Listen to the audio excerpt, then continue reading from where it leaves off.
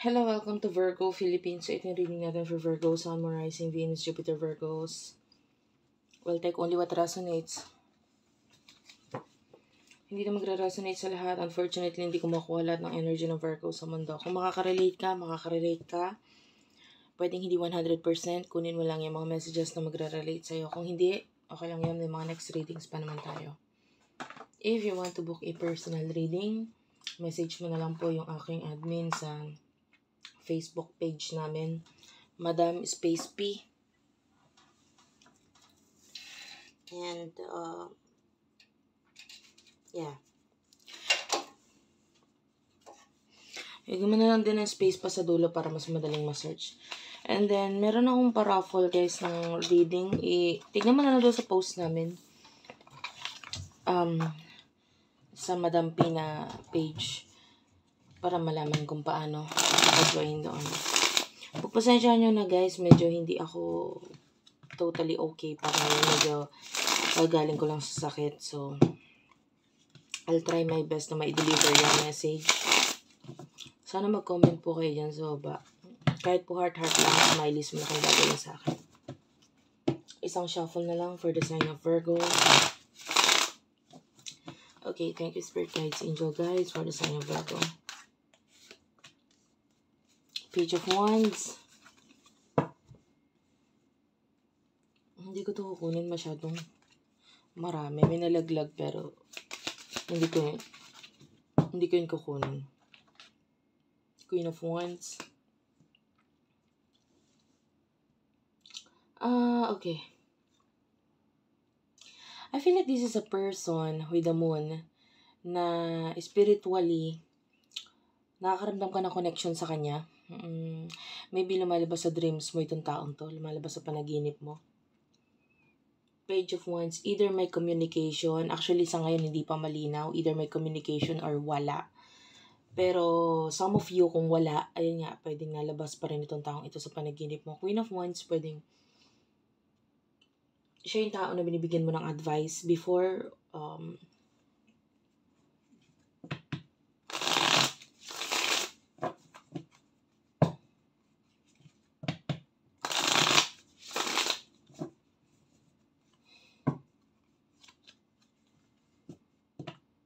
yeah. Ngayon ba sa inyo, this could be a person na you feel like compatible kayo or marami kayong pareho, match. Person nakakonect mo, sino to? Ace of Cups, okay, this person loves you. Kaya siya nalabas sa panaginip mo, mahal ka pa rin to. Mahal ka nitong taon to. I feel like nakakuha tayo ng past energy, so yeah. Mahal ka pa rin itong taon to, the King of Swords. Kaya masyado siya nagmamatigas ngayon. I feel like yung iba sa inyo, marami kang insecurity sa sarili mo, but you still, kumaga parang, you still feel special kasi alam mo naman talaga na special ka and marami ka pa rin good traits or marami pa rin something sa'yo naka-proud, no? Which is dapat naman talaga. Na kahit may mga insecurities ka, ang dami pa rin nag-a-admire sa'yo. So, ibig sabihin yung insecurities, pwedeng ikaw lang yung nakakakita or nakakapansin, pero ibang tao, they find it attractive sa'yo. Na sometimes, yung iba sa inyo, you will feel weird. Bakit ganun? Ba't gusto niya yung ganun, ganyan? Or ba't gusto nila ako sa ganito ako? Pero, kakaiba ka kasi. You are unique. Someone na gustong gayahin ng iba. And this person loves you. Yun, yung person na nakakonect mo. Pwedeng magaling siya magluto. I don't know, I just saw Gordon Ramsay. Hindi ako sure sa pinaka-name kung yun ba yun. But, nakita ko si Gordon. So, si Gordon magaling siyang chef. So, I don't know if this person is a chef or someone who really knows how to cook. So, mahal ka nitong taong to. Emotion ninyo sa isa't isa. Okay.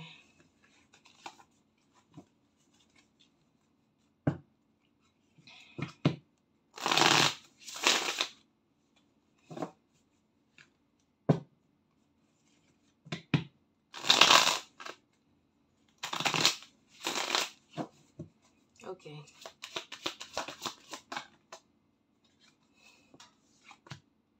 Seven of Swords, Gemini, Libra, Aquarius, and the Judgment. Okay. So, yung iba sa inyo, pwedeng you're already taken. And, yeah. The Judgment, pwedeng, ito ang energy ha. Kahit taken ka na, parang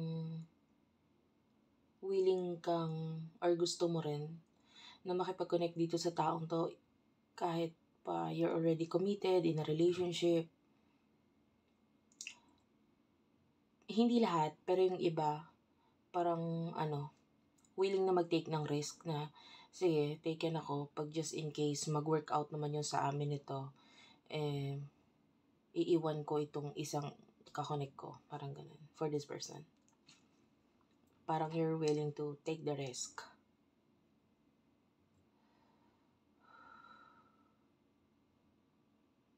Pero yung iba, maraming kalaban, maraming dahilan kung bakit kahit ganun yung sitwasyon.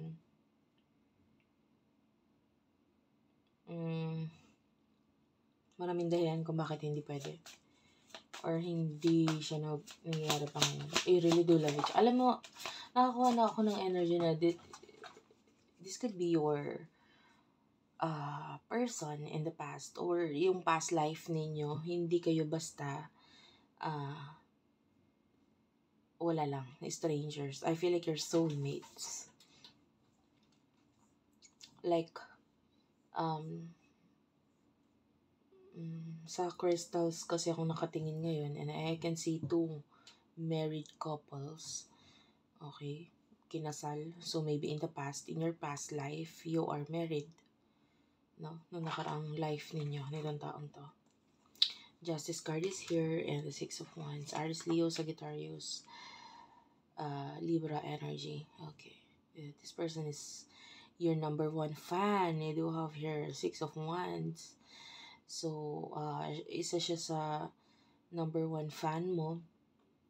Sabi ko nga maraming may gusto or maraming na-attract sa'yo. And this person is one of them. And siya pa ngayon nangunguna na a lot of love at pagkagusto ang nararamdaman sa'yo. And this person is following you on your social media accounts na naka-follow talaga siya. Chine-check niya lagi. And this person really do likes you. Ayaw niya yung feeling na yun. Ayaw niya yung feeling na gusto ka niya, na parang ang energy is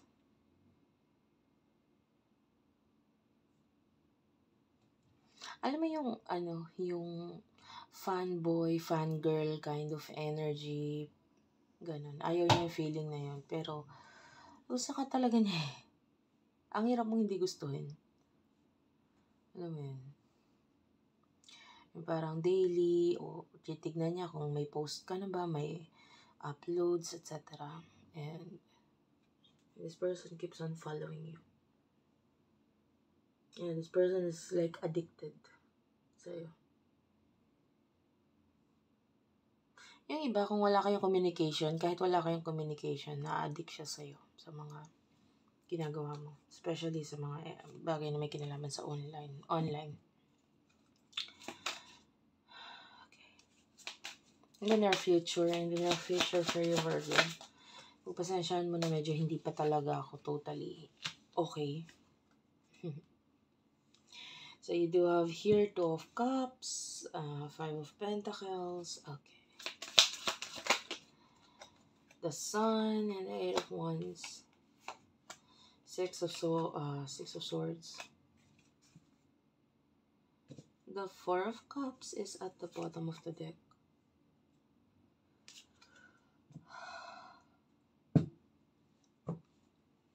Nakakita tayo ng masayang relationship connection in the near future. 5 of Pentacles. You will discover something dito sa taong to. May madidiscover ka sa kanya. And you do have the Eight of Wands. Itong discovery na ito will definitely shock you. Magugulat ka. Maybe it has something to do sa kanyang family. And the Six of Swords.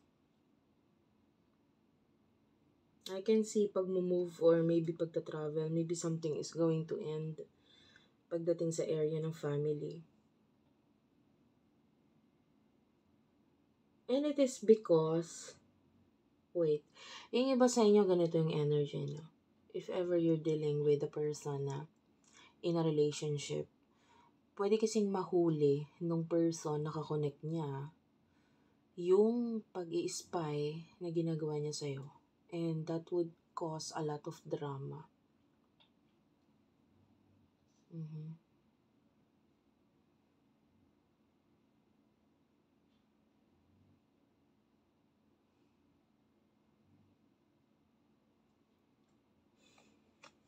Clarify the Two of Cups and the Sun. Queen of Cups is here. Three of Wands. Okay, at the bottom of the deck.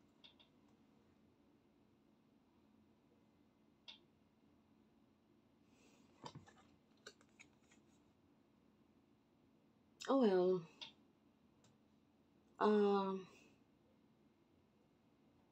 Hindi para sa lahat, but I feel like yung iba sa inyo, there's this either reconciliation or pagpaplano pa lang regarding reconciliation in the near future. Yeah, between the two of you. May plano ng reconciliation. Yeah, Three of Cups is here. So, plano ng reconciliation. There's going to be a reconciliation sa inyong dalawa. Magugulat ka na lang sa mga bagay na ma-reveal or malalaman mo sa taong to. So, thank you for watching. I love you all and bye-bye.